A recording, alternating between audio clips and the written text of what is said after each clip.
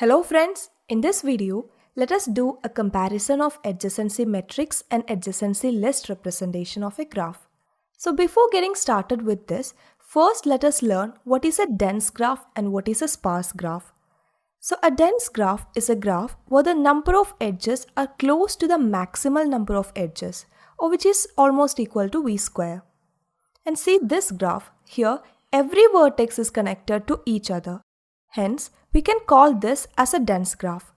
So what will be a sparse graph? It will be a graph where the number of edges are close to the minimal number of edges, or which is almost equal to v. See this graph, here the vertices are connected sparsely. Hence, we can call this as a sparse graph. Let us understand which is the best method to represent the dense graph and the sparse graph. So let us take the graph of 5 vertices. So v equal to 5 here. So it will be a v by v matrix. So the space complexity will be order of v square, that is order of 5 square, that is order of 25. And if we use adjacency list to represent this graph, the space complexity will be order of v plus e, because it will be v list with a total of e edges. That is order of 5 plus 7, which is order of 12.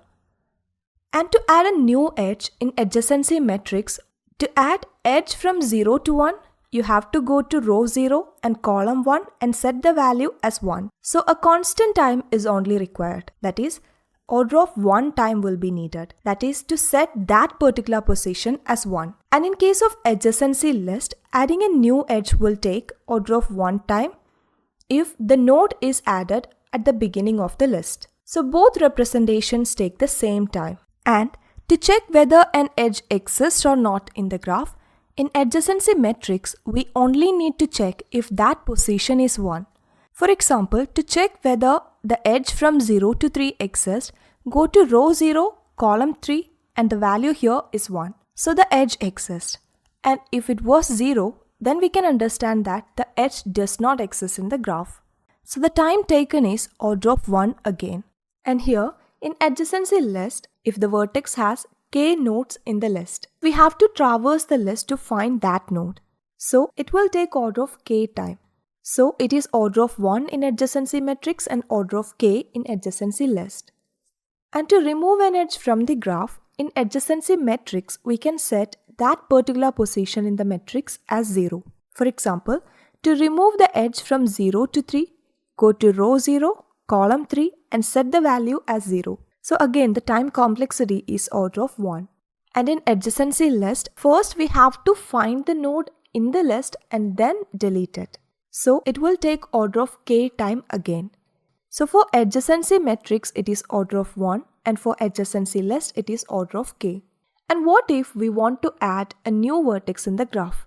For example, if we want to add one more vertex in this graph, that is a total of 6 vertices, then we need to create a 6 by 6 matrix, and then we need to copy the old edge matrix to the new one.